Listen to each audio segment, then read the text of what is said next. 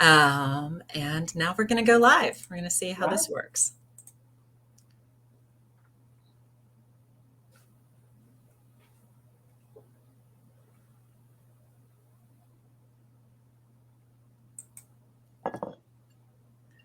I'm waiting for some confirmation here that we are starting our live stream for Austin Playfest. I'm going to give it just a minute. I know there's always a little delay on these streams, and this is the first one we've done, so I want to make sure that I'm doing it correctly. So we will check out here on our dashboard. Says we are started and are now streaming, and I'll wait for that preview to come up in just a moment. It will hopefully be there. I'm here with Cindy Williams, who plays Molly Ivins in the Austin Playhouse production of Red Hot Patriot, which was our first virtual production. And of course, we're here to celebrate the launch of Austin Playfest, which is a virtual theater festival filled with over a dozen Austin theater companies that produced all range of productions during the pandemic, virtual theater. I'm still waiting for that preview to get going to, give me the all clear that we're good to go. And I see some of our guests coming in. So Cindy, how are you doing today? What's it like to be attending your first virtual theater festival? I don't know. It hasn't started yet, but I'm excited. There's several things I really wanted to see Amendment. I'm so excited to have an opportunity to see that. And I'm happy because I thought ScriptWorks Out of Ink was really extraordinary. So I'm so happy to see that get a second chance. So I'm excited. I'm looking forward to it.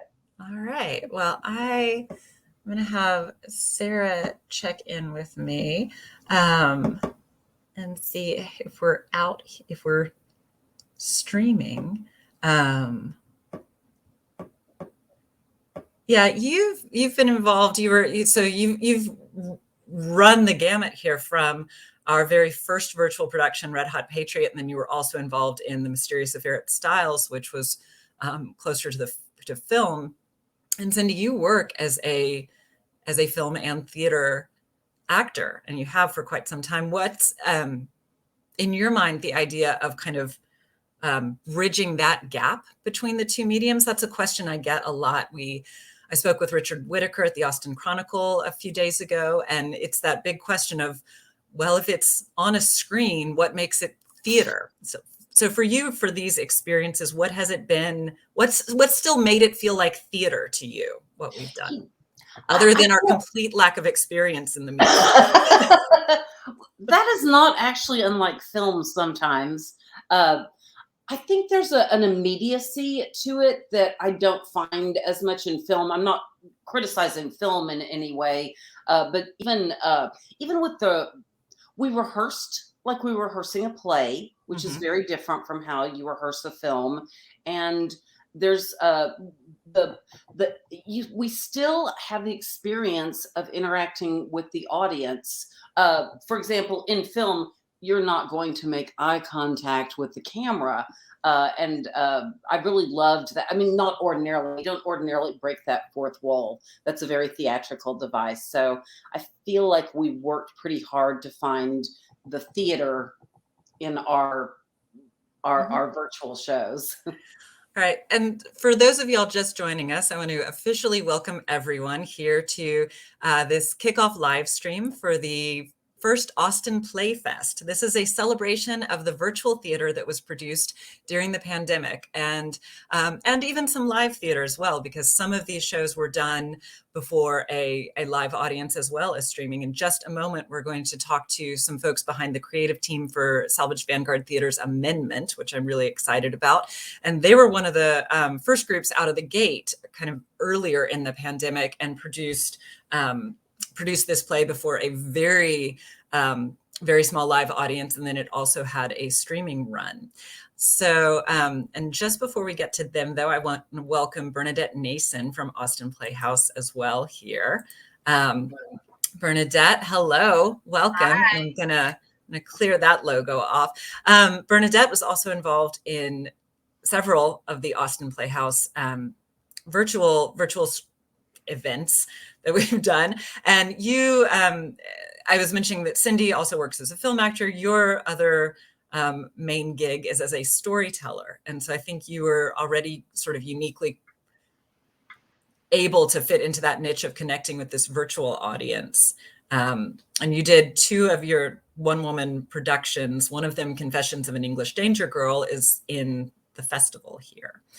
And I know we've been on several of these live streams together talking about what it was like. So just really briefly, what was your experience with pandemic theater like, Bernadette? Well, I'm sure that Cindy's already mentioned this, but the strangest thing is that you're looking directly at the camera, and normally you're looking at an audience. And secondly, that if there is anyone out in the audience, you're hoping they're going to be absolutely silent. And it's the opposite of what you hope for, which is that you're hoping that people are going to laugh or respond or do something. But I can remember thinking, if either you or Eric makes a sound, we're probably going to have to run the scene again. And if I do entertain you in any way, then I'm done for, you know. So it was sort of the opposite of what one might expect. I had, as you know, done quite a few films in my own front room using my phone. Mm-hmm. So I was relatively used to it. But nevertheless, stopping for cars going by, fire engines, you know, all of that. It's just weird. And we just keep going on And stage. you can, yeah, right. Whatever. Right, well, I want to bring up here a couple of our guests. So throughout this live stream, we're going to introduce y'all to many of the creatives behind the pieces that are part of Austin Playfest. And so you'll get to know those teams. And as you're watching, this live stream will be up throughout the fest, so you can check it out again. And I encourage you to look up and learn more about all of these companies that are involved. It is our great honor to have them as part of this festival. They are incredible partner collaborators, and we're just really thrilled to be kicking this off with all of them. And first off, I'm going to add to the stream.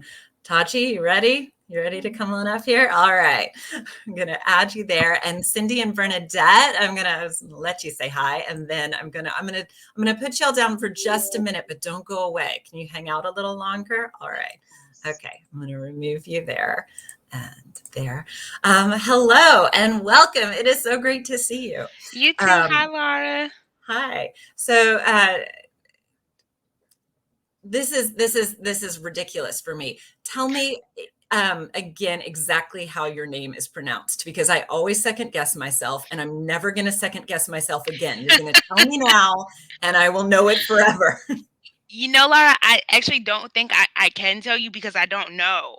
You have a favorite pronunciation today? We'll go with short, hard, Taji, hard J, we can say. Great. We're going to do that for the whole extent of this live stream.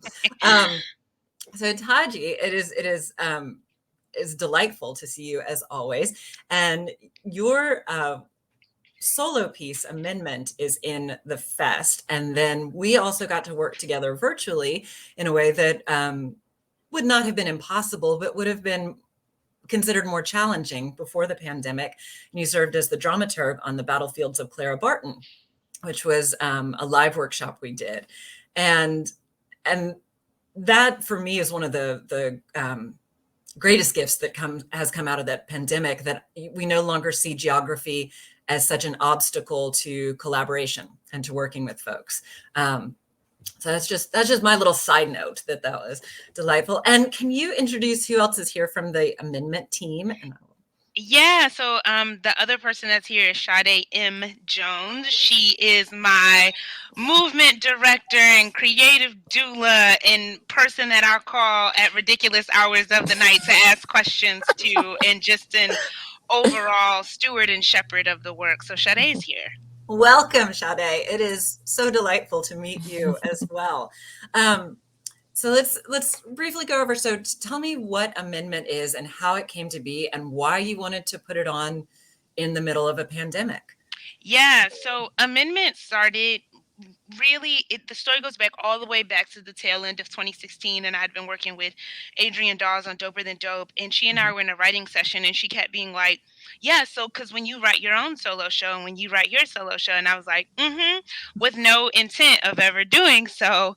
And then she left town, and Salvage Vanguard called and said, Adrienne said you're writing a solo show. We may have some resources for you if you would like them. So I was like, well, I guess I'm writing a solo show. And so I wrote that project. I did a works progress reading of it.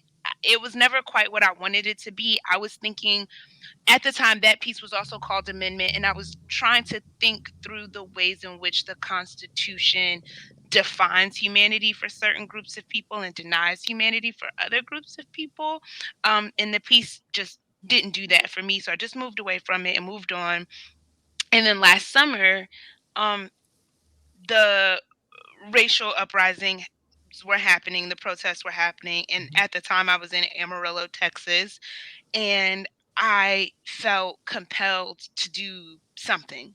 And I knew that I wasn't going to be out in the street because of the pandemic and because there just weren't um, demonstrations really where I was at the time. And so I called Kate Taylor, the artistic director of XVT, and I said, hey, I have these 3 terrible monologues from a few years ago. I could dust them off. We could do a live stream. We could figure out a way to do a virtual live stream, and we could raise money and ask people to donate, and we could give them to organizations sort of, you know, who are fighting the good fight. And that was, I thought, how I would contribute.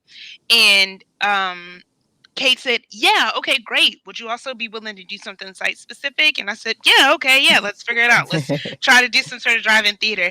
And I went back to the page and wrote a whole other play, which then became Amendment, The Making of an American Myth, or The Slow Sipping of a Peacock Tea. And that's the show that we put up last summer.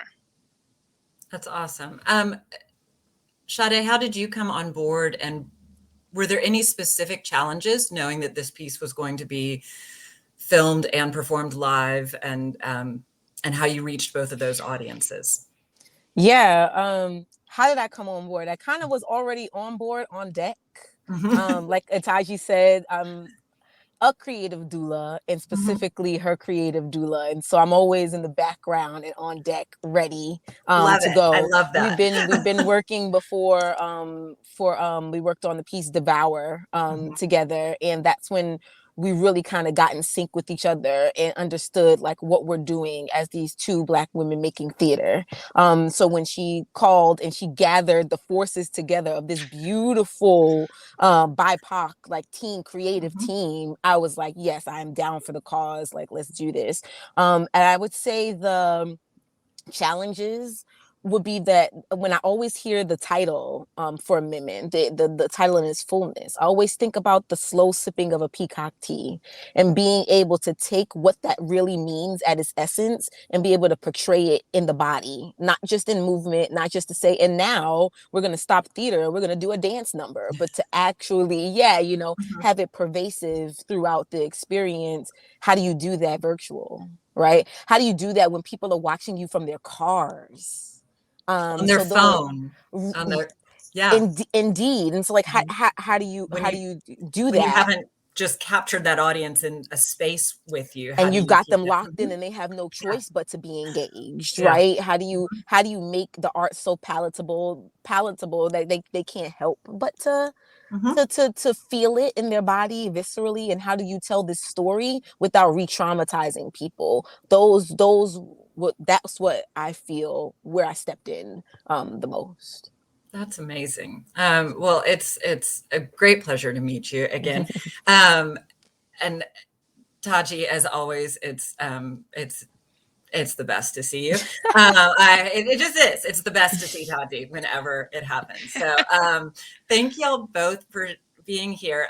This is Amendment. I'm going to throw that back. Amendment, or the slow sipping of a peacock tea. Peacock tea. I was like, what's the modifier there? And this is Salvage Vanguard is the theater company that kind of came up to produce this. And it is part of Playfest. It is available for the whole weekend. So I hope y'all check that out.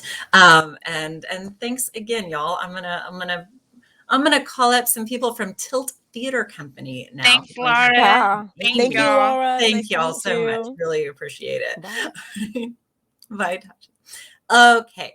I'm gonna bring Bernadette back up here. She wasn't expecting it, but she's ready. She's gonna roll with it. I'm ready. For just a second here.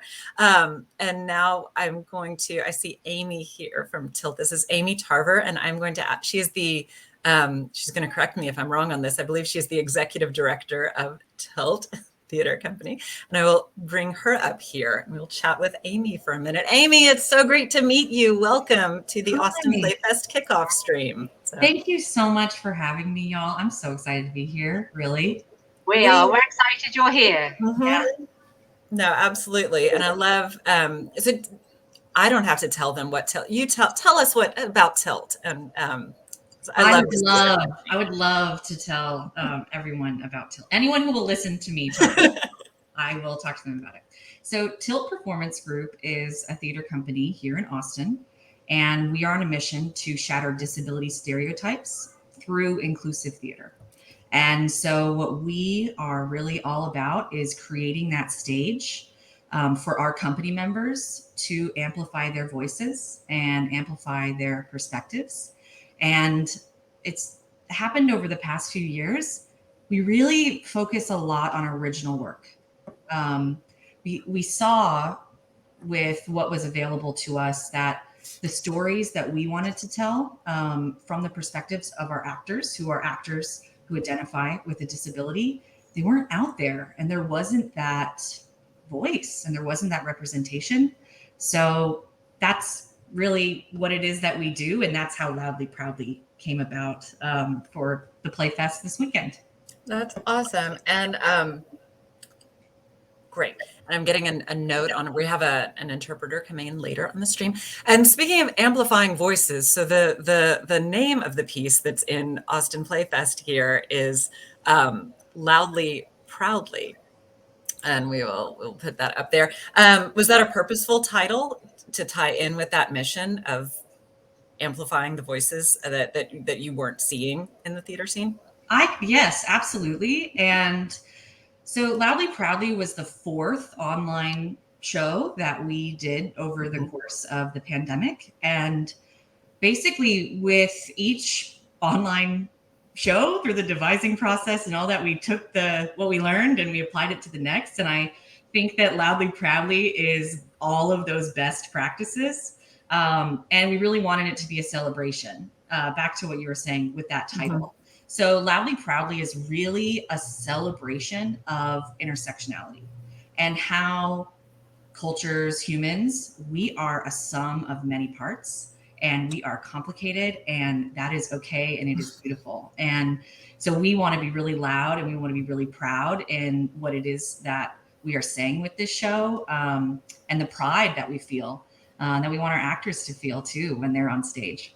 That's fantastic. And I will say, so Adam Roberts is the producing artistic director for Tilt. And I've known Adam for several years, and that's how I was introduced to Tilt. And I think Adam's involved in every mini theater companies in town. He really is. We have there's another collaborative theater event going on this weekend. And I think Adam stepped in as assistant music director for that. It's called All Together now. And that's with Austin Playhouse and Trinity Street Players and Zilker Productions, Summerstock Austin, and City Theater. And so Adam's also finding time to do that. Yeah, we can say producing artistic director, we can say rock star, we can say whatever. They are all appropriate, and he really does. All really hats that he wears. Well, thank you so much, Amy, for coming here today and talking about this. I hope this is one of the pieces that I'm really excited to see. I haven't seen it yet. And so I know, but I'm really excited for you to see it. I'm excited for any of the viewers to see it this weekend. And I really just wanted to say thanks to y'all at Austin Playhouse and for putting together this festival. It's such a nice way to turn the page to a new chapter when we're going to be together again next year. Yeah. So and just really want to say thanks. thank you. I appreciate that. And I think there's so many things that happened over the past year and a half, and that you know, I missed half the things that I wanted to see, like I always do. And unlike theater productions in the olden days, there was an opportunity to see them again, to really celebrate that creativity that came, that was kind of thrust upon us. But if it hadn't been, we probably wouldn't be here streaming and chatting with each other. So Yeah, I couldn't agree more. And I really love celebrating everyone's amazing work and adaptability. And then also shout out to the venues for 2022, because they're the true heroes of the pandemic, I think. and we'll have someone who's running a venue on with us in shortly. So I'll talk with Lisa about that as well. Thank you again, Amy. Thanks so much for being here. Everyone, you can check out Nice to meet you Tilt too. Performance Group. Loudly Proudly is in Austin Playfest. Thanks, Amy. All right. Bernadette, how are you doing? You wanna hang out? All I could think was, yeah, I'll hang out. I'll get myself a cup of tea. But I was thinking how I'm going to get to see.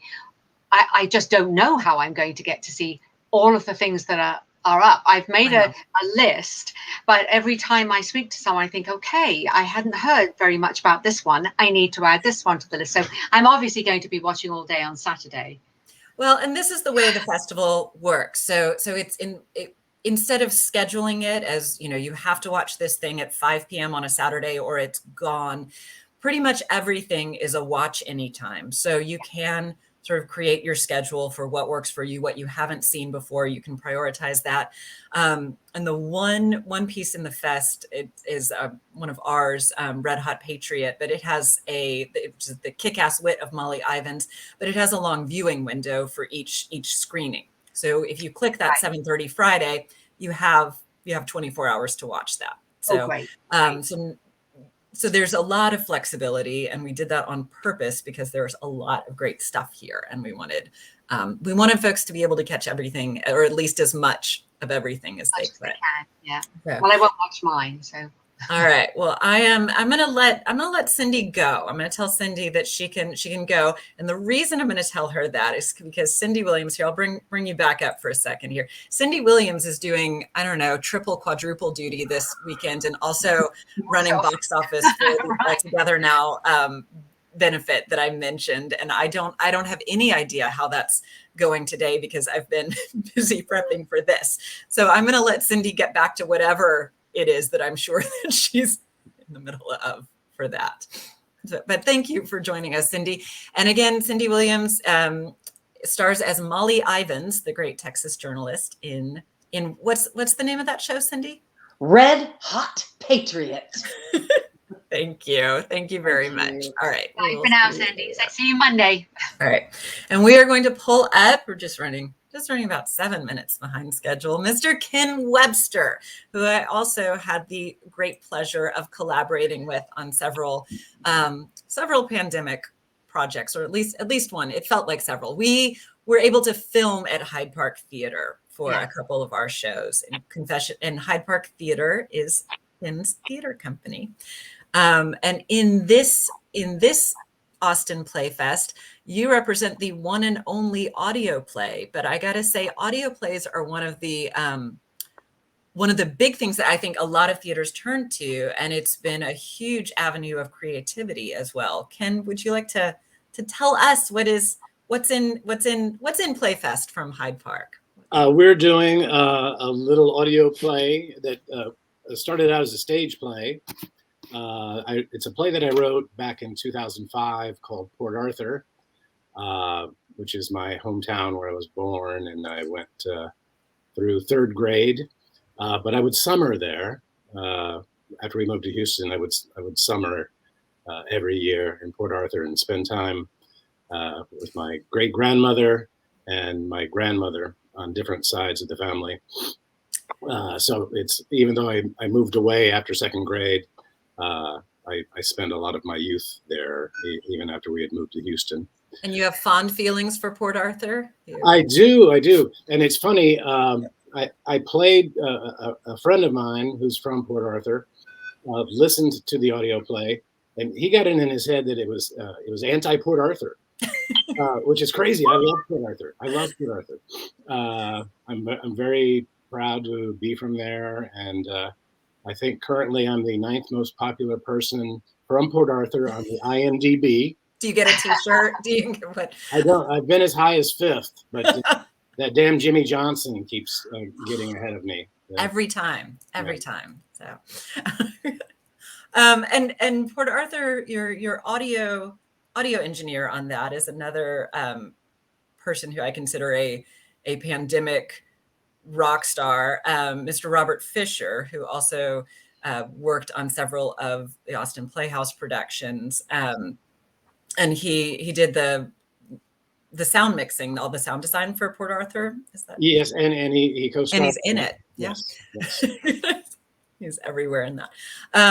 As also, you're right here. This is one of the reasons that we also are producing Playfest at this time, is because live performances are opening up again, and you are just this weekend returning to the stage with what's the name of that show? We mentioned it.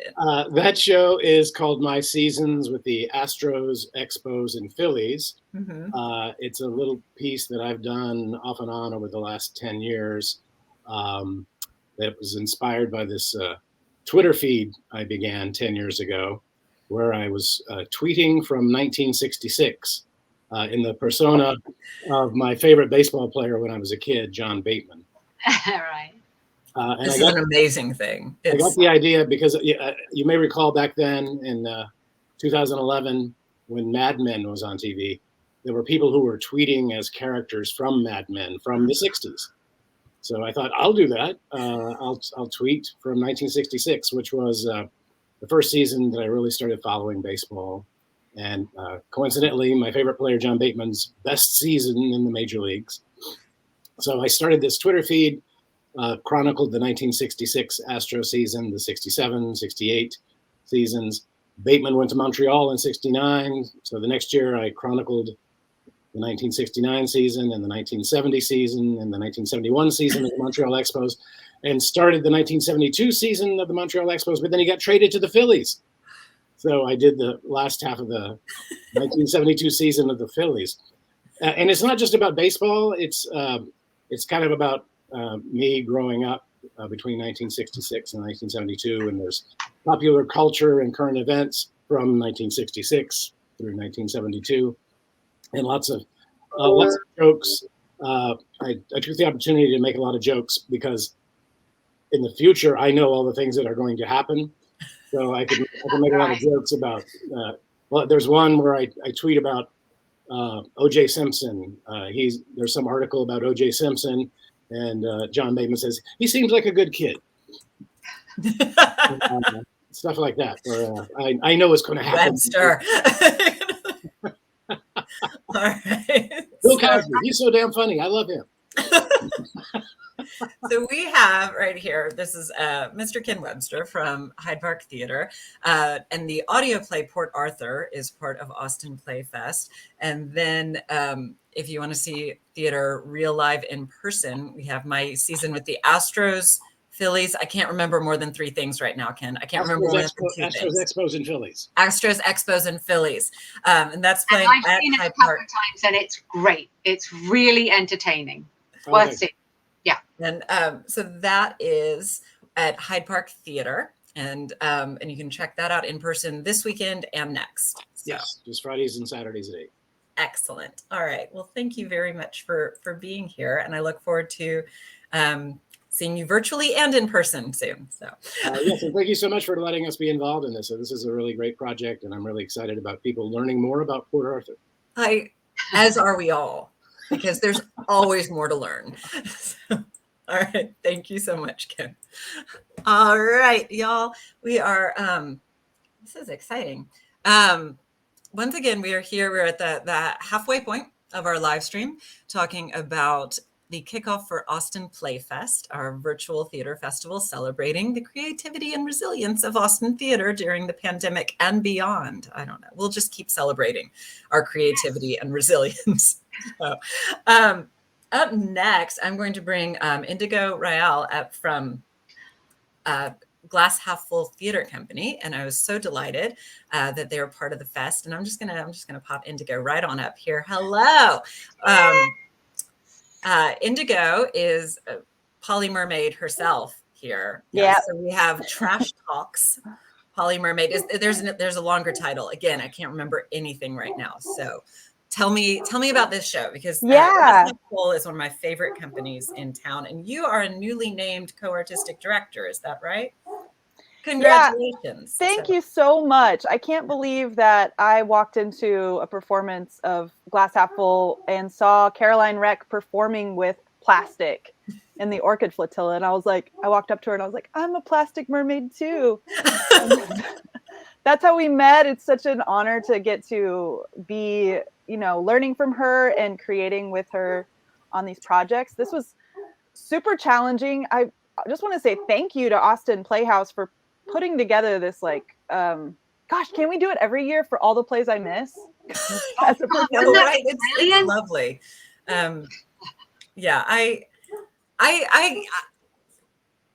was on the fence with Pandemic Theater, and then I started National Theater, started putting their catalog up kind of early in the pandemic, and just the opportunity to see so many things that I would never have a chance to see otherwise, and that we kind of missed. That was for me a real turning point for wanting to see what else this was possible here.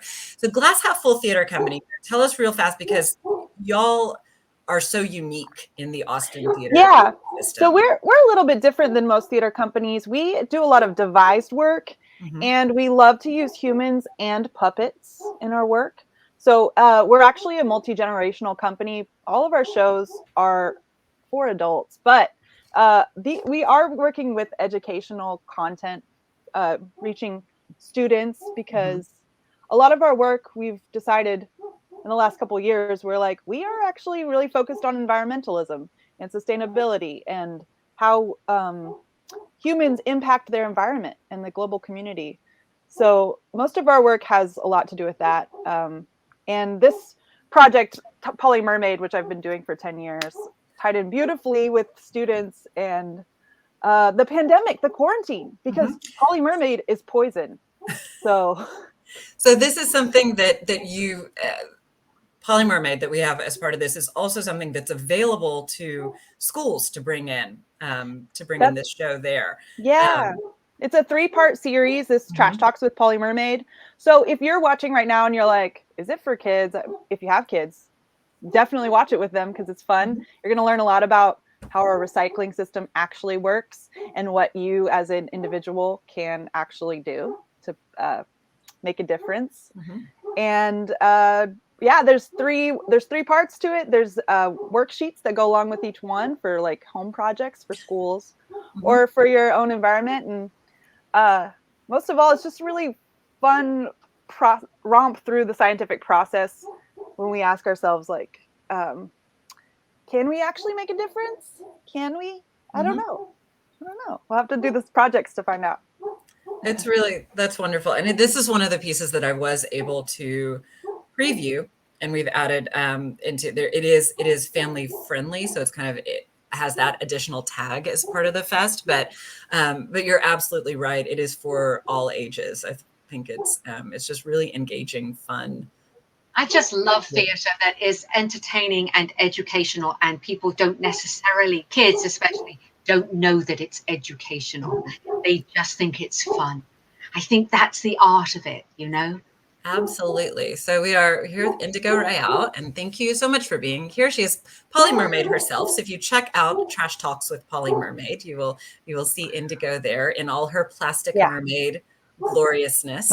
My secret identity. Now you know. Don't tell anyone. All right. I'll just keep it between us. Thank you. All right. All right, Indigo, thank you so much for joining us. Thanks, y'all. Bye. I look forward to seeing everybody's show. Thanks. Bye. All right.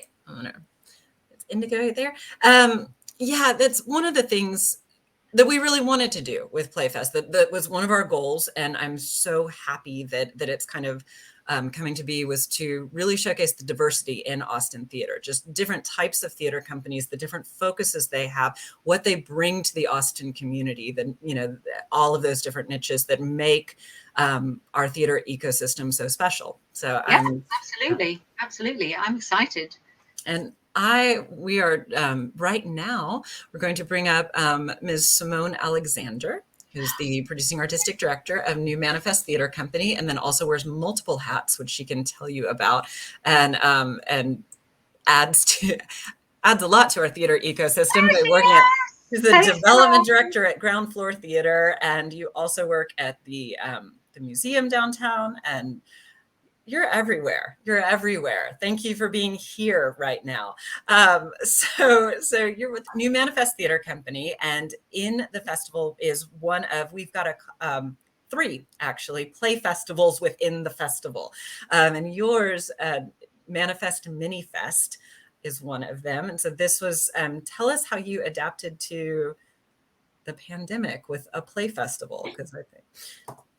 Yeah. So Manifest Minifest is something that was like integral to, you know, our mission of really diving into collaborations with playwrights and really having them as part of the process of theater making.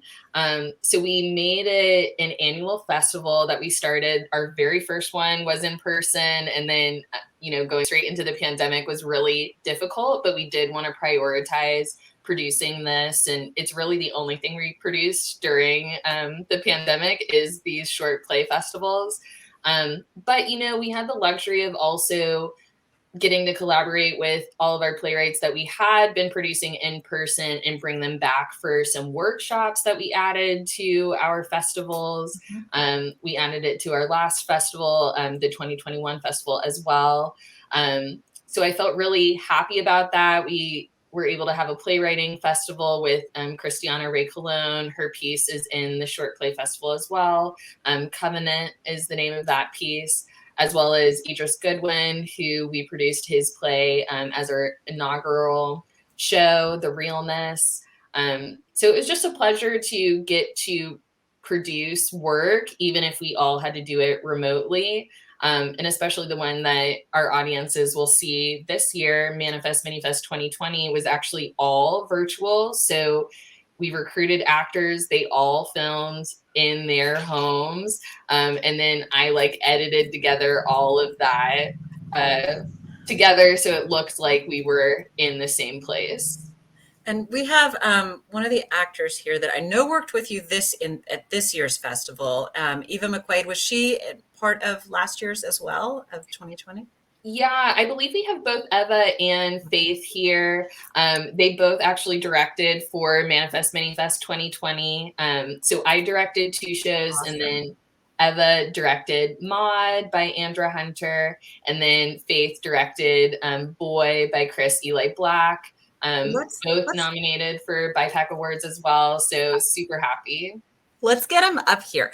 Bernadette, I'm gonna have you go to the side for just a second. Eva, it is delightful to have you here, and Faith as well. And I will say I also saw Eva in person at Annie Jump at the Vortex, which was my first return to live theater after quite some time, and your performance was just so awesome and wonderful. So thank you. I'm going to throw that in here. It is a pleasure to have you here. And I'm also happy to know how to pronounce your name now, because I've been saying Eva for a while. I won't do that anymore. All right. And so both of y'all directed for the 2020, and Simone as well. What the heck was that like, jumping into directing for virtual theater, this whole new Zoom theater world we found ourselves in? I'll let Faith answer this, because I actually had a play that really lent itself to being online. Mm-hmm. So Faith had a much more challenging time because they were working with actors in real time. So yes. Well, one thing I will say is it was definitely like exciting. It was actually like my first time actually getting to direct a piece. So it was like, woo, I get to first time in, I get to like figure out how to do these like mini dimensions of the play. And by taking it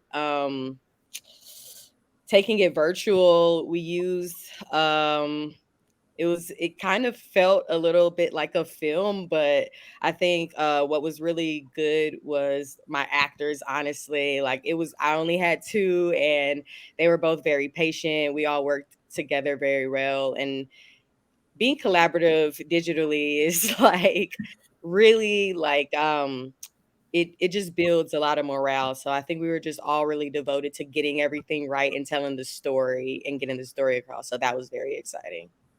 That's awesome. And that's true in any setting, right? Like that's what we're trying to do. So, but finding a way to keep that connection going in this new medium is something.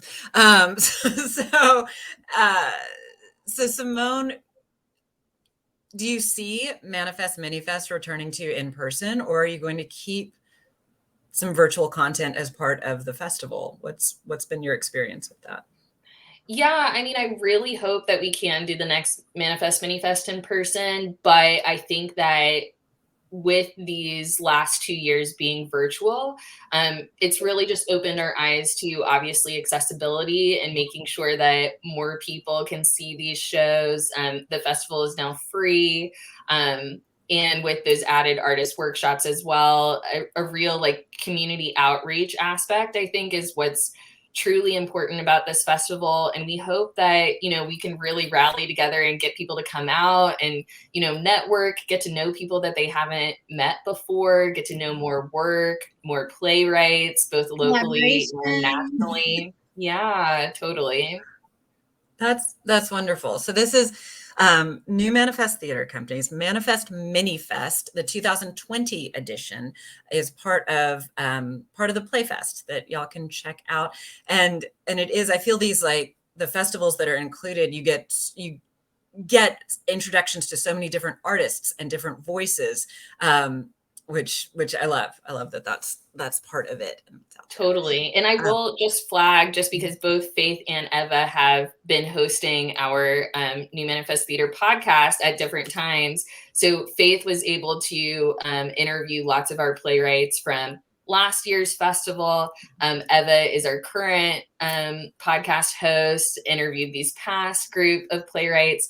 So even if people want to check out more about these playwrights, what they're doing, what they have done, that would be a great resource. That is a great resource. And that is something else that I think the theaters doing podcast wasn't, I mean, some certainly were, but we didn't jump into the deep end with that. And that's the thing that, you were editing pieces, I've edited pieces, and it's the skills that we've been forced to adopt,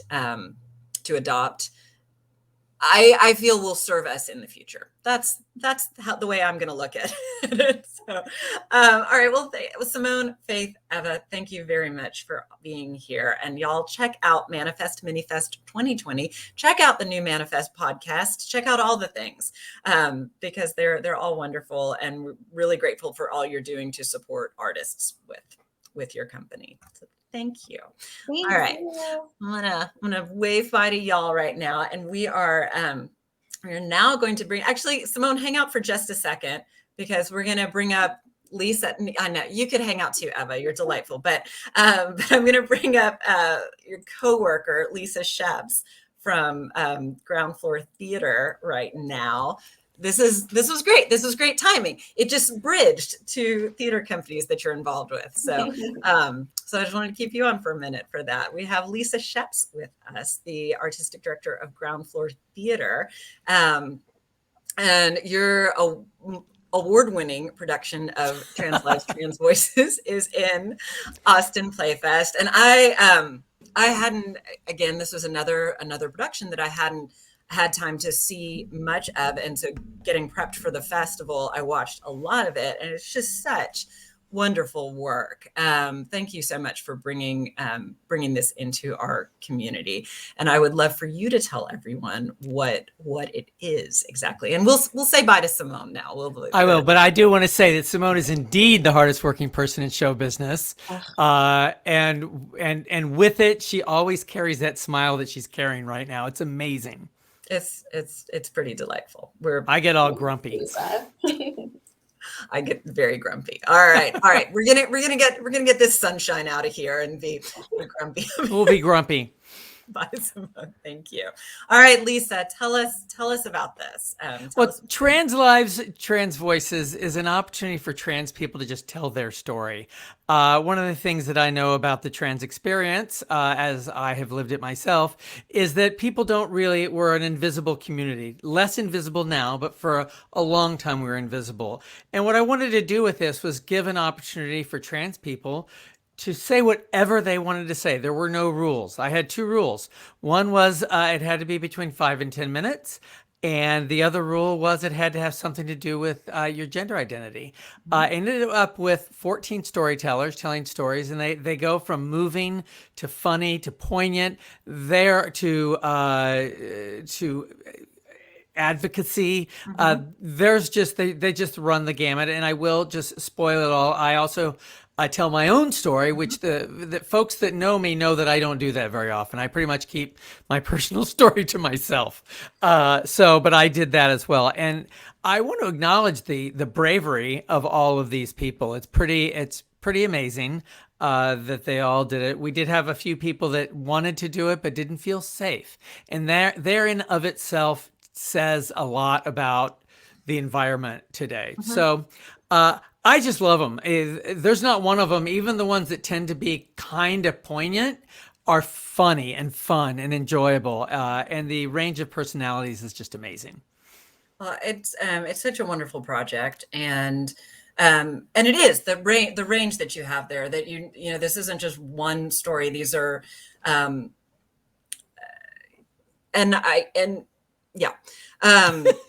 We are later in the podcast, Lisa. I hear you. There's no pressure here. But no, it is.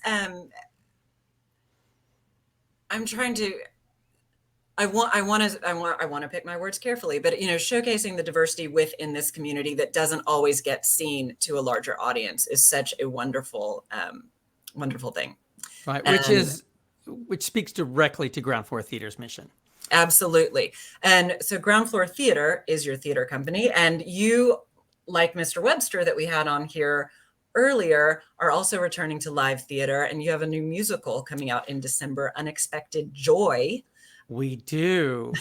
Unexpected Joy by Tony nominee Bill Russell and Janet Hood, and it tells a story of 3 generations of women and deals with a lot of those familial issues that always come up with generational issues, and it is fun. Lots of music. It's 90 minutes. We open on December 2nd. Folks can get information about that at groundfloortheater.org. I want to say 2 things. I'd like to correct you. I am co-artistic director along with Patty Neff Tiven. Of course. And I just want to thank you for doing this. I mean, I know people have been piling on praise, but I need to pile my praise on.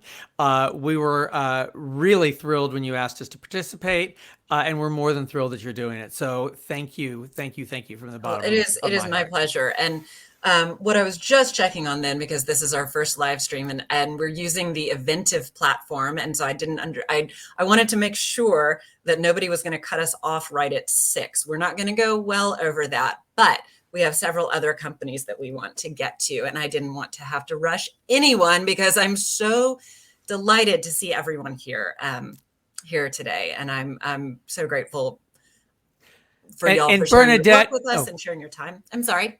I just want to say, if Bernadette is listening, hello, darling. She is. We'll add her to the stream right there. She's right there again. There she is. Hello. It's so good to see Hi, you. Lisa. Very good to see you too. I have no doubt I'll be seeing you in your theater at some point soon, in the flesh, live. Yes. No doubt. So, all right, Bernadette. That's all we're gonna. That's it. Bye. We're gonna send her back there right now. So this is Ground Floor Theater's offering in Austin Playfest is the Trans Lives, Trans Voices series, and is it? I know the series went on for months. Is it a selection of it that's in the Playfest, or the No, whole? the way it works is it's gone through a YouTube channel, and we have all but one of our storytellers that are on there. There is an index. You can jump to individual storytellers, or you can sit and watch all 2 hours of storytellers. But you can go, I've got them by name, and you can just go and click on the ones you want to watch, or you can sit and watch all of them. That's fantastic. Thank you so much. And again, it's Unexpected Joy is this the world premiere of this musical, or it's a regional premiere? A regional premiere. It did have an off-Broadway run in New York. All right. Well, this is Lisa Sheps. She's the co-artistic director of Ground Floor Theater. Don't you let anybody tell you differently. Along with Patty Neff-Tiven, and Simone Alexander is your development director, who we had on just a moment ago. All right. You go get that show ready, Toe. I'm running to rehearsal right now. Thank you very much for being with us. It is okay. Great to see you. All right. I'm going to take that one off, and I'm going to pull Bernadette back up here for just a second, and we'll say bye to Lisa. Bye. So, all right, y'all. Next up, we're going to have Melissa Vogt from the Vortex, and then on deck is Brian Cheslick from Deaf Austin Theater. So that's our next run of events. And I am going to bring Melissa right up here, because she may have to run to rehearsal Hello, too. I do. I am literally backstage, and my actors are just arriving. So well, I will say, I believe you were rehearsing at Trinity for a few nights. Is that correct? was. Yeah, you're right. So we're performing all together now the musical Benefit there, and we were checking out the space and heard a rehearsal taking place in the rehearsal hall there, and everyone was like, what's going on? And I heard someone say Thanksgiving, and I said, I know what play that is. So Melissa is directing the Thanksgiving play for different stages, which will be running. You open next weekend? Is that correct? Yes, we open next Friday, the 19th, at the Vortex. Oh my God. So there you go. Y'all, we are getting this virtual theater festival in just under the wire, because as you can see, there is a lot of live theater coming up also. And Bernadette, I'm gonna hide you just for a minute here, and I want to give Melissa her due and a huge shout out. You are in my mind the queen of streaming theater. Like, you right out of the gate said, what if I just streamed? What if I went live like every night of this pandemic? Because it's going to last like 2-3 weeks, you know? Yeah, and then, I was like, at the most it'll be like 3 months, and surely I can do like a regular show schedule, 4 nights a week, maybe 5 with some like wellness thing. Olivia Jimenez was doing yoga. We'll do yoga for 3 months during the pandemic. It'll be fine, and then it'll be over. And I will also say, you are the managing director for the Vortex Repertory Company in town, and yes, so I am. So that is your day job there. So you streamed, and how long did this quick 3-month pandemic end up? Well, let's see. So I started streaming right, I think, there at the top of March. And I was streaming pretty much all the way through Vortex Odyssey Underworld. And even then, we were still doing like occasional streams after that. And we've definitely still been doing live streaming for all of our original work since then, because people are still interested in buying virtual tickets and watching from home. So, I would say, though, the like main, like I'm streaming 4 or 5 nights a week was about 4 or 5 months. Of that. Yeah, y'all, and that's on top of everything else she was doing to help keep a theater running during a global pandemic. So, so hat tip to you. That's same to you. Y'all were like doing a lot of stuff, and I see you, Laura, and how much you did during this pandemic and all of this as well. Like, y'all, like you said, you're rehearsing your own show, and yet you found the time to pull together this virtual festival, and we're so grateful to be a part of it. My inability to say no to projects it works in all of our favors. All the things. But so, and I think I will say, the creativity of the Vortex, and that you had a company, a lot of artists who created their own work and that you were able to showcase. You had a big back catalog already of works. there's I mentioned it earlier, the Austin Chronicle has an article about Austin Playfest out right now, if you haven't checked that out. And Melissa was one of the people interviewed. So the Chronicle, the Vortex had started really creating this archive, I guess, in earnest in about 2015. And so you were able to put a lot of those out as well. And so in Austin Playfest here, festival goers can check out the Odyssey, which you mentioned it was kind of like a drive-through, walk-through live theater event around the neighborhood. Y'all, I mean, you want to talk about like people getting creative during a pandemic as to how theater reaches their audience. And this was when was the Odyssey? When did that take place? The Odyssey happened last October, kind of around the time where we normally would have done our big gala, the Naked Feast. We did this instead. A giant drive-through theater adventure. We're breaking it up. It's going to be like 12 installations, but everybody's going to have their own team. That'll be fine, right? It's super easy. There's nothing could go wrong there. Nobody can really get dressed or do anything in the theater, but it's going to be fine. It's going to be fine. It actually turned out to be so amazing and meaningful for people to be able to experience theater again, because at that point, I think the only other thing that was happening that people could go experience really was Amendment. We were all kind of doing this hybrid drive-through theater thing at the same time. And I have to give mad props also to Bonnie Cullum, who really envisioned this whole drive-through experience. It was such a big vision. And Teresa Cruz, who was the production manager, that actually like wrinkled everything and really made it happen. Fantastic. Bonnie is the artistic director of the Vortex. And a great creative visionary in town. And so you have the Odyssey in here. We have a filmed version of this drive-through experience. You have Straight Jacket. I can't remember the second titles of anything in this festival. It's all right. Straight Jacket, variations on a theme of horror. There we go. I'm going to pretend like I sort of knew that the whole time. You did. It was in there. It was in there somewhere. And that was one that you did in person as well as streaming, which I think a lot of theater companies are moving toward. And Austin Playhouse, the couple things we have coming up, we will be recording and streaming them later in the run. And as everyone's mentioned, the accessibility that offers to audiences who maybe can't make it in person for any number of reasons is totally. And those accessibility issues have always been there. It's just, it took a pandemic for us to do something about it. So I'm glad that this exists and that moving forward, hopefully this is an option for people that for whatever reason can't come in person. Absolutely. And so we have the Odyssey, we have Straight Jacket, and those are in our features. And then any ticket goer, any ticket buyer for the festival also has a couple free short pieces from the Vortex. So are they both from the COVID Decameron or? Yes, there are two pieces that are put together, I believe, in one video from the COVID Decameron. They're both Beard and Payne award-winning shorts. Yeah, they are. Not from this round, but from this past year's selections. And then also about a 20-minute story, a Baba Yaga story that I did called Baba Yaga and the Golden Bees. And that's one that you're looking to potentially develop for an onstage full production, right? So yeah, I'm actually working on a live Baba Yaga show that's kind of like a smash up of like Pee-wee's Playhouse and Froggle Rock or something. And there would be like little cartoons and shorts and things as part of that show.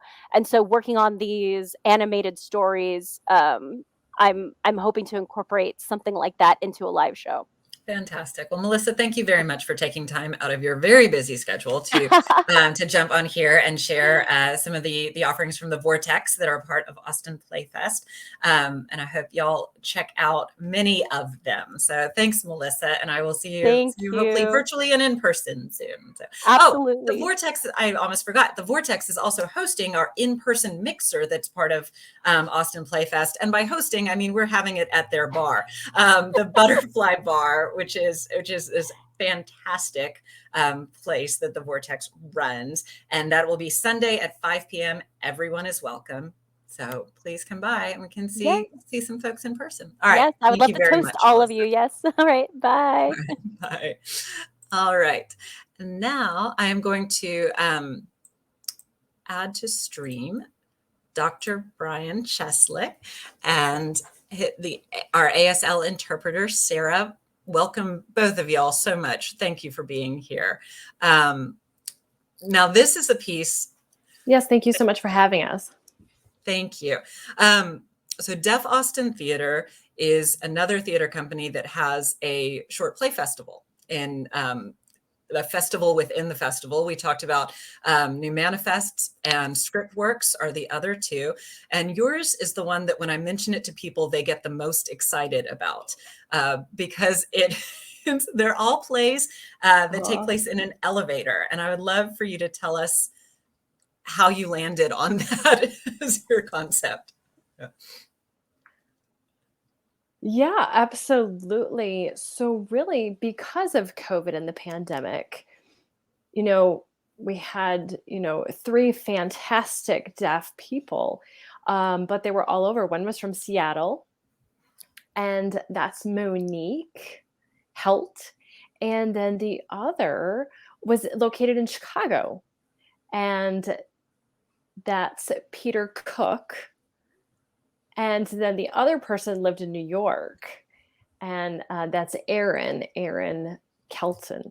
And so the 3 of them decided to start the National Theater for the Short Play Festival. And, their goal with each of the companies, with the Deaf company, was to have their own regional short play festival. And so then we sent our pieces to the National Festival, and that was supposed to happen just recently this past summer in Chicago. What took place, that was at Columbia College there in Chicago. But obviously, because of COVID, we couldn't travel, all these other things. So we had to switch everything to be a virtual platform. And so then that's where this kind of idea came from with the theater companies. So then each company would have their own theme. And with Seattle, their theme was Deaf Spotlight. And then the name of their company is Deaf Spotlight. And so their theme that they chose was a bathroom. And so then the other company had decided, to do it in the forest. And so we kind of sat down and thought, well, how about an elevator? And that could have some cool elements to it. It could be a serious drama. We could have something that's, some kind of silly stuff. We could do something that's more scary or whatever. And so with that, we were able to advertise to playwrights all over the country. And we got several amazing script submissions. And these were all deaf playwrights. And, I wish we could have done all of them, but we decided to choose 6. We wanted to keep it for that the length would be about an hour long for these 6. And oddly enough, we picked 6 pretty dark, serious plays. There was really nothing light or humorous about any of them. So it was fun. All right, everyone. So don't be looking for Deaf Austin Theater for the big comedies of the festival. But I think what people respond to when this idea is mentioned is what you touched on, that kind of inherent drama of stepping into an elevator where you with other people who you don't know, and you don't know what's going to happen. And I think when you say there are plays that take place in an elevator, we all know, oh, there's a lot of potential there because. So this is one that I haven't had a chance to preview yet because you got me the plays so early, and so I didn't have to quality check things as they went through. So I'm grateful for that, and I'm also really looking forward to catching them as part of the fest. Tomorrow and Saturday will be my big streaming days once we get this kickoff done. Tell us a little bit about your history with Deaf Austin Theater and forming the company. I would love to hear more about that. So really, I am not the founder or the developer of the company. I moved here to Austin in 2000, let me think, 2015. And myself and several other deaf friends and colleagues, we thought, well, we want to start a deaf theater company because Austin has a huge deaf community. And so at the same time that we were having this discussion, Russell Harvard, who himself had already started the works for this, and we already started a name for the company, already had the paperwork submitted to the state. Everything was already in the works.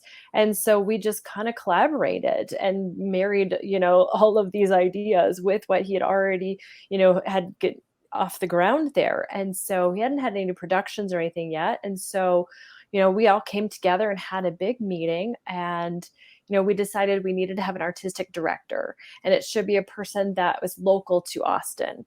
And, because he was flying around, to Rochester all the time. Right now he's on Broadway, with To Kill a Mockingbird right now. And so we needed a person that would be local here in Austin. And so they voted for me since I had already had some board experience. And so that's kind of what started in Catapult. That was in 2017. And so ever since, I have been the artistic director here. Fantastic. And I know our paths first crossed as part of the ATX theater group that was formed during the pandemic. And for me, that's been, again, one of the best things to come out of this time is making some connections with other artistic leaders that I'm not always in the same circles with. My circle is very small, y'all. I have 2 young daughters. And so it's become, I get out less and less to see theater. And it's part of what I love about the virtual arena is that I've been able to experience so much more than I have really for the past few years because of that. So it is a great pleasure to have Deaf Austin Theater as part of Austin Playfest, and I know people are excited to check out the short play festival that is part of this. Yes, we are very excited to be involved. And you're right, ATX Theater, I mean, it was fascinating, it was wonderful, and that had just started, within COVID. But at the same time, I think it was recently, there was Melissa who had mentioned how, the accessibility piece just had made a huge jump of improvement during COVID. And that's something that I am seeing more and more of myself, and more companies making their virtual content captioned, or they are taking that initiative and providing sign language interpreters. And that's happened, globally. And I think this was the recent theater company in Australia. And sorry about that. The interpreter misunderstood. That was in Ireland. And they did a play where we didn't know about autism.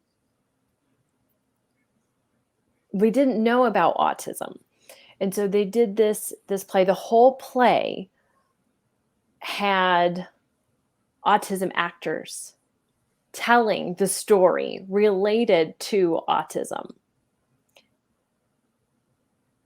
And so this was all based in Ireland, but they wanted to have this streamed into the US, so they asked to have American Sign Language interpreters. And so more and more theater companies are making their work accessible, and I'm loving it because I can experience more and more shows now, where previously, before COVID and before this pandemic, I would see, maybe a live theater. I'd have to ask Zach, at the theater, and then they would have, if like with Ground Floor Theater, they would have an interpreter. And let's see, Penfold, they would have a sign language interpreter. But there were just so few. And so now I'm seeing more and more companies start to think, oh, we need to make sure that our productions are accessible to all people in Austin, not only the people that have a hearing privilege. Absolutely. Yeah, and so that's been wonderful. I'm really looking forward to seeing kind of codified, or the accessibility. They're improvements, but they ought to just be standards, and I want them to become standards across the industry. Austin Playhouse had our first deaf subscriber in the year before the pandemic, and so we had an interpreter for every performance that they were coming to, and that was, anyway, I think that what virtual theater has taught us about how we reach audiences and what we really want to be doing, and making theater accessible for everyone, is just a necessity. So again, thank you very much for being here, Dr. Brian Cheslick, and thank you, Sarah, for joining us as well. Oh, thank you and thank so you for much. having. Yes, and make sure that you do follow our website, because today we are in the process of working on our next project, the Laramie Project. And so that will be fully accessible to deaf and hearing actors, and we will start that production in the fall of 2022. Fantastic. Fantastic. So again, you can check out the offering from Deaf Austin Theater, their recent short play festival where everything takes place in an elevator. These are not comedies, but we're still delighted to have them as part of the fest. So thank you all very much for being here. Thank you. All right. Thank you. All right. And with that, we're only, I don't know, we'll call it running on time for me. We're doing great, y'all. We've got we have 2 more companies that I am so excited to speak with. We have Carlo Lorenzo Garcia is going to be here in just a second with Jarrett Productions. His one-man show is part of the festival, Portrait of My Mother. And then right after that, we will be speaking with Christy Moore with Scriptworks. And I think Christy's company probably had the biggest adjustment to have their piece as part of the festival. So I'm really looking forward to speaking with her and some of her colleagues about how that works. But I'm going to bring Carlo in here right now. Hello and welcome. Hello, how are you? I'm doing just fine. So you wrote, starred in, produced, created, you did all the things for A Portrait of My Mother, which is an autobiographical play. Am I right? That's Correct. Yes. I don't know if I did everything. David Jarrett and Jarrett did many Productions. things. No, David Jarrett is the producing artistic director of Jarrett Productions. Right, and he also directed the piece. But yeah, during our time away from live theater, David Jarrett was looking for pieces that could be done digitally, or pivoting to audio theater and video theater.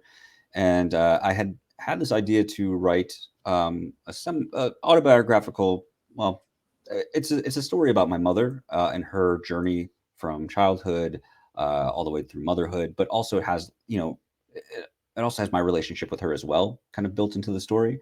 And I wanted to find a way to tell her story because it's always been interesting to me.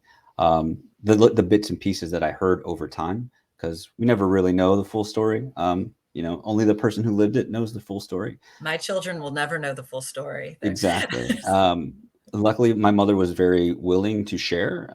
So I did additional interviews with her, and I wrote out a script and kind of put together a draft of it and sent it to her to read so that she could, approve some of the things, make sure she had full approval over it. If she didn't want anything in there, I wouldn't put it in there. But for the most part, she was really willing to share, particularly because there are elements of child abuse that happened earlier in her life. And it's very important for her to kind of get that message out there. And so I wanted to be able to share that that in the piece, and throughout the piece, it's all shot with 3 cameras in 1 take. We only shot it once, so there's imperfections here and there, as the perfectionist in me could point out. But it was really interesting because as I'm telling the story, I decided to challenge myself by painting a portrait of my mother at the same time, which is Oh, it's cool. Pandemic theater, not hard enough. Doing it one time through. Yeah, no, this is good. I don't. We haven't met in real life much at all, but I'm getting a sense of the challenges you like to take on. I enjoy challenges, and that was definitely a challenge because I'm not a portrait painter. I'm more of a like an abstract painter, and so that was also a challenge of the rehearsal process. Was like, how do I do this in a way that it looks good enough for her to hang on her fridge? It doesn't need to be in an art gallery, right? So that was a big challenge for me. But the whole beginning of it, I mean, the inspiration for it was just, I think it's really important that we tell the stories of everyday people, of everyday heroes as well, and just to allow their stories and their legacies to carry on past just where the past the point of when they leave this world. So it was really important for me to kind of find a way to honor her journey, honor the sacrifices that she's made, so that I could be an artist, and to kind of pay respects to who she is. Was there a reason that you wanted to do it at this time? I mean, middle of a pandemic is not when everybody says, "Let me create a whole new show." I think for me, the time away, there was like a good 8 and 9 months where I didn't do anything, and that was kind of hard. It was nice. It was a nice break from having to go to rehearsal, to build, to whatever. But by December of 2020, I was kind of antsy to do something again, and so I had written a play that Street Corner's doing in December. I was at about to Ballpark. mention, yeah. So I wrote that play in December, and then I was like, David had asked about other stuff, so I was like, I really want to tell my mom's story, and I think it would be a really nice Mother's Day gift, right? So I was like, I'll just do this for Mother's Day, and see if I can just get it done. So I wrote the script there, but I think the lack of being able to have a creative outlet kind of forced an explosion of creativity for me, which I'm happy for. I hope that it continues in some way. I hope I don't need additional lockdowns and quarantines to do so, though. Yes, I hope that for all of us. There are many things about how I want my life to run that I've discovered during this time, but I don't want to have another time like this to discover new things. I think I'll just work on incorporating that. What, as an actor, I mean, but what were the challenges that you faced? Because people talk about like, what makes this theater if it's just being filmed? How are we kind of maintaining that immediacy with an audience? No, that's a really great question. For me, I thought that it was important that we do it all in one take. I thought, because what is theater but that those gentle imperfections, right? So I wanted to do it all in one take, as if you were going to see this performance live. But then I also wanted to make sure that, and David as well. I mean, we wanted to make it as intimate as possible, as if you are in the space with me. So there are some direct addresses that you get while you watch A Portrait of My Mother, and I tried to bring that closeness of being in a small space together through a lens and through to the screen, as being honest as I could be as a performer, sharing the laughter, sharing the tears, the vulnerability, so that you get that full experience of hopefully of just like a conversation that you would have in a solo show in a live theater. Well, and watching an actor navigate that in a way that if you were filming scenes for a movie, you're just, okay, now this is my emotional scene, I'm going to do that, and later it's my comic scene. But that is a thing that in a play you have to learn how to go through all of that in one night, in one take. And memorizing, I mean, it's fully memorized too. So it's 56 minutes or however it's a full length play, or a full one act play, if you will. That's memorized with blocking and painting blocking. That has to be done, so that when the reveal happens and when you see the painting at the end, that there is something there to show. So It is as much of a live performance as we could possibly do without having an audience and having it in a live theater space. Fantastic. And this is, so again, very happy to have you here with us today. It's Carlo Lorenzo Garcia, who's a portrait of my mother that he wrote and starred in.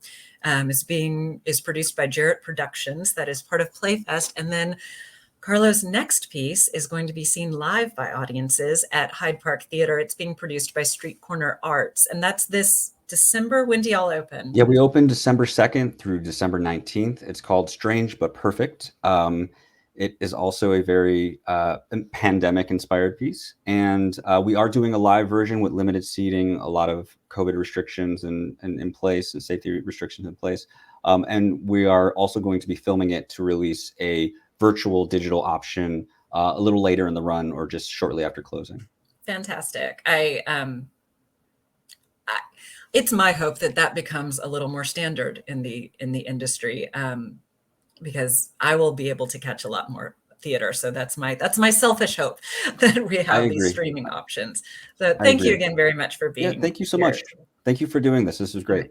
It's our pleasure. All right. Well, I will hopefully see you live and in person and maybe virtually again later. Yes, all please. Right. Okay. And now I'm just going to pop you up here, Christy, because you've been so darn patient. I'm not even going to, thank you so much. Yeah, we'll just talk to each theater company for 5 minutes. That's totally how that'll work. And it'll be fine. Yeah, I was like, right on time. Okay, that'll work. Thank you very much.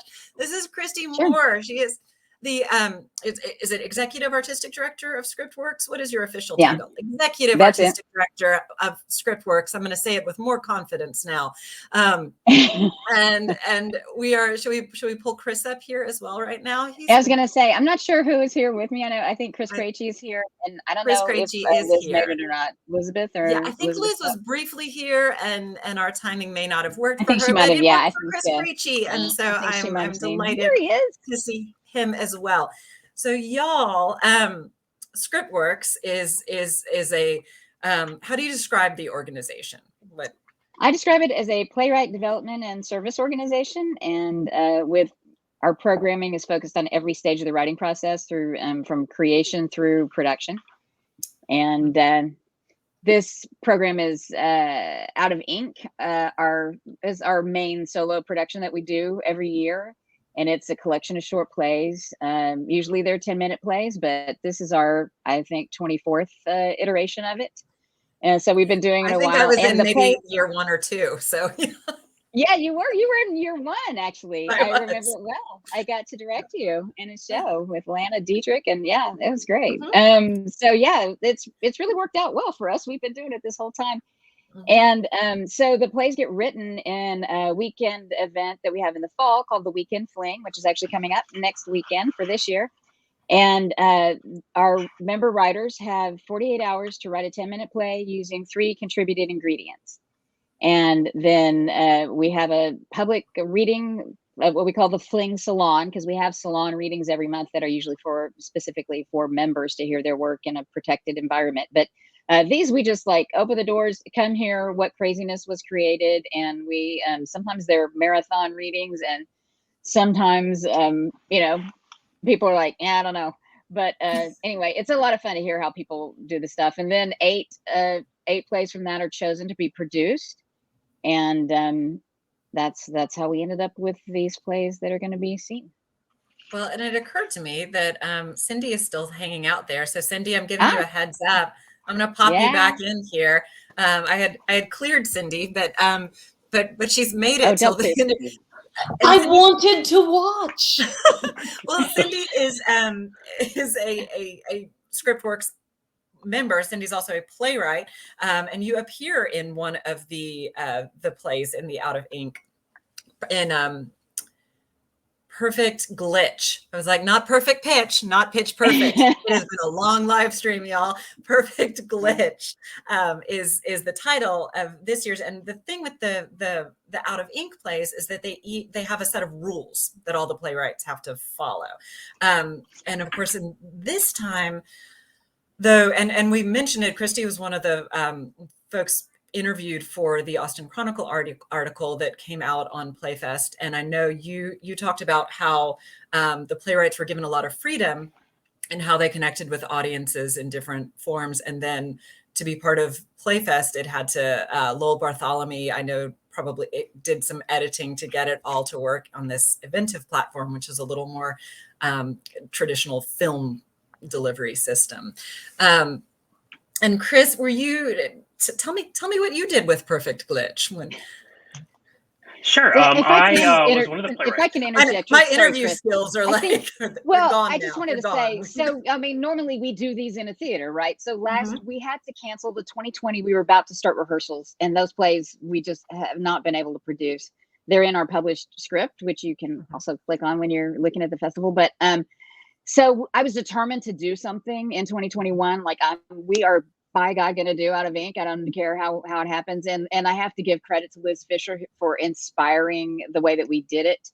And it was a multi-platform experience. So our writers were given an extra framework in addition to the 3 ingredients to write plays that had to take place on 2 or more platforms. And one of the platforms had to be networked.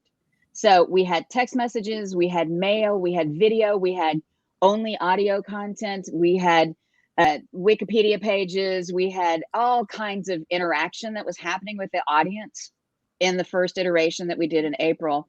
Chris's play was all audio with mailed items that the audience interacted with during. So Chris, talk about how, and it was so beautifully adapted for the festival. I'm very excited about it. So talk about that. Sure. So in the stage directions, I kind of give the director an option of doing the mailed play like was originally in the festival, but then also of turning it into an unboxing video. And a friend of mine in performance studies and experimental film, was really excited about turning that box that she received into an unboxing video. And so that's kind of what you'll see as part of this festival is her unboxing in a kind of experimental way. This play that was part of Out of Ink originally. But she's also drawing on, so many other kinds of pieces of ephemera that were not part of my play, but were part of other people's grandmother stories that she's collected. So it's kind of, become a kind of ephemera piece of unboxing all these leftover things from different people's grandmothers. Oh, I love that. So what I'm hearing though is that this piece that we're going to see in Austin Playfest is different than what people experienced as part of the original Out of Ink festival, which is super exciting. So this is something all new just for y'all, which is great, or mostly new, a little new, some newness. There are boxes now. And Cindy, you were an actor in this, and Liz Fisher, who we mentioned earlier, was directed your piece, correct?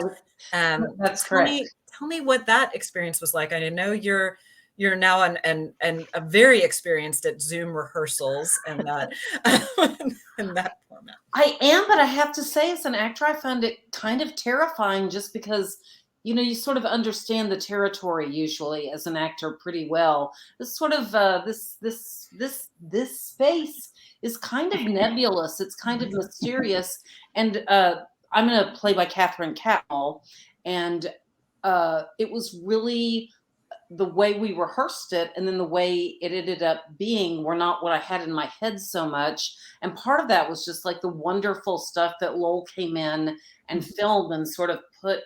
I don't know, he did this magnificent layering thing that manages to be, I think, theatrical and yet like a very fancy movie at the same time. So it was real scary, but in the end, I was so very pleased with the product. And I thought the entire Out of Ink festival was really extraordinary online. I was really, really impressed. As we were, I know that you had some extra challenges adapting the works to be part of this festival, and we're so grateful that you did, because we're so pleased to have it part of the fest. And I think, we wanted this festival to be a showcase for Austin theaters, and I think, what Out of Ink is also this showcase for playwrights. And I do want to just, really just reinforce what you said earlier, Christy, that ScriptWorks is an organization that supports playwrights and and therefore theater companies, from the sort of inception of works through productions. Austin Playhouse has received funding support for plays we've produced by member playwrights. You don't just support the playwrights and the writing of the pieces, you know, which is, I think, a really important distinction, that you carry them through the whole step of through to production, through meeting an audience. And so Austin is really lucky to have this organization in town. So thank you for that. Thank you. And thank you. And I will say thank you, even though I was like, oh my God, this is kind of like producing the festival again. I appreciate the push. It's something that we had talked about doing, like, could we do this and make it available? And then there was a lot of, discussion about, it's not the same. We've got to have the text. We've got to have this. We've got to have that. And so we were just I was kind of like moving on, basically. So I really appreciate the push, and I'm very grateful for the opportunity to more people to get to see the work of our members. And we had an incredible, very large cast, much larger than we usually have. We usually double, triple cast shows with an ensemble of about 12 people, and there were about 30 people in this one. And so, I mean, it's a lot of fun, and I hope people enjoy it. And there's been some very creative adaptation of how things were incorporated for this platform. So I'm excited about it. No, this is one of the virtual shows that I was really sorry that I missed when it came out. I didn't get to be part of it. So I'm, again, very selfishly excited to have it part of this festival. I'm with you. There's a bunch of shows that I'm like, oh, I missed that. Yay, I'm going to get to see that. So yeah, I feel the same. Absolutely. So, well, thank you, Chris. Thank you, Christy, for being here today. So again, this is Scriptworks, and they're out of ink from 2020. What are years? 2021. What is time? And this perfect glitch. And so you can find that in the Playfest catalog and check that out. All right, y'all, I'm going to keep Cindy on here. I'm going to pull Bernadette back on. I'm going to say we're going to shut this live stream down. And I'm going to run to rehearsal for All Together now after I get done here. So thanks again for coming on, y'all, and we will be catching your show shortly. All right, Bernadette, you're back. You stayed. You're here. Oh, that was so interesting. All the different conversations there, fascinating. So this is the thing. I mean, Austin does just have. It's a university town. It's a town that values creativity and artists, and you can see that on display in the diversity of theater companies that exist here. Now, we have a dozen theater companies participating in Austin Playfest, but there are over 80 theater companies in Austin. So this festival, while it is representative of some of the work that was done, it is by no means all inclusive of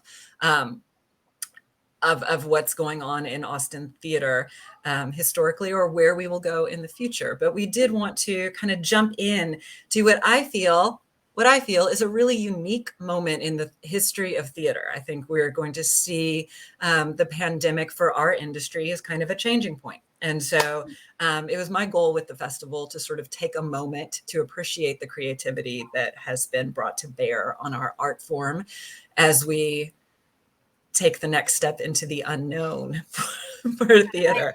I honestly wonder whether we'll have an opportunity like this again, because it's genuinely exciting to get to see so many productions in one place and get to see them from my home. I'm really excited. And as I said, there are at least 5 where I actually thought, how am I ever going to get to see them? Well, ta-da, they're here, No, and as I mentioned, I really do hope that, and I think, theaters understand now the necessity of great archive copies of our productions in a way that we just never really did before. In theaters, we've always kind of accepted it's this ephemeral art form, and you either catch it or you don't.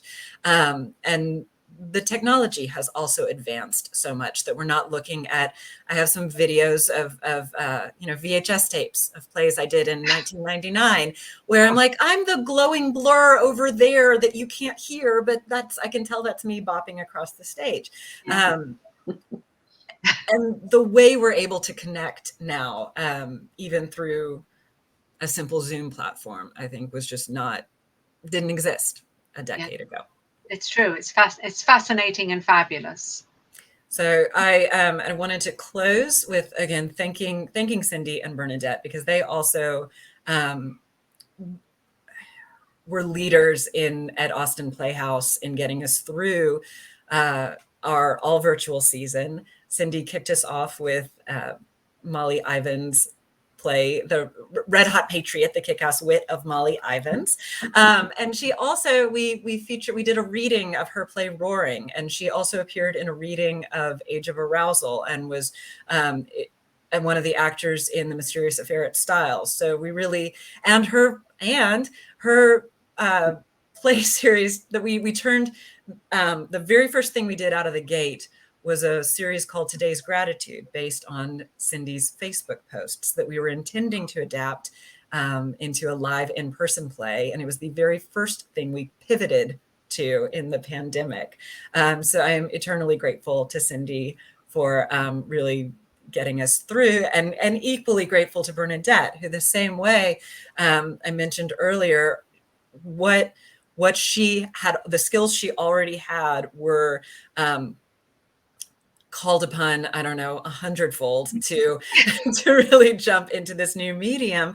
And she just did it. Anytime so Bernadette was our stage manager for The Mysterious Affair at Styles, which was basically, running a film set. She was suddenly, she was like, did clapperboard. Yeah. The best boy gaffer, all the things.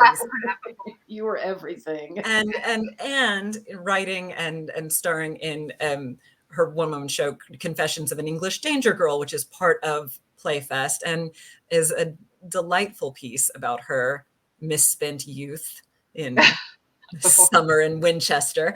And then also a piece that you've done several times before, but your One Woman A Christmas Carol, which is one of my favorites, was our holiday offering last year. And I did a couple of Cindy's pieces too. Yes. So that's I'm grateful to y'all. I'm grateful to everyone in the Austin Playhouse company that kind of rose to some extraordinary challenges and got us through this time. And we're grateful to you, who also deserves the term busiest woman in show business, because none of this would have happened without you, and you've been keeping it together somehow or other since the very beginning. So thank you. Well, it is because of the connections that we're able to maintain with the artists. It is because of y'all that I do this. It is because it's not because Bernadette dropped me off a very nice, good show gift tonight, which is also delightful. I live close enough to be able to nip to a store, buy some wine, and leave it on her doorstep. It's wonderful. It's very I'm glad to be able to do it. Yeah. And I will be, as I mentioned, so this is Austin Playfest. This live stream is up for, if anyone has made it here to an hour and 37 minutes into our live stream, will be up throughout the festival. If you want to go back, if you just want to check out some information about a particular theater company, you can find that here. And then All Together Now, which is another collaborative theater event, which is where I'm headed after this, will be in person at Trinity Street Playhouse, and then also live streaming, because that's what we do now in this hybrid virtual live theater world. We do it all. We do it all now. So again, and thank you if you're still with us, thank you very much for supporting theater in Austin. Austin Playfest is a benefit for all of the participating companies. All of the proceeds are being will directly go to benefit their artistic programs, and we're very grateful for your support. So thank you very much. Now I get to figure out how to end this live stream. We'll see. Yes. Bye, Cindy. I'll see you at some point over the weekend.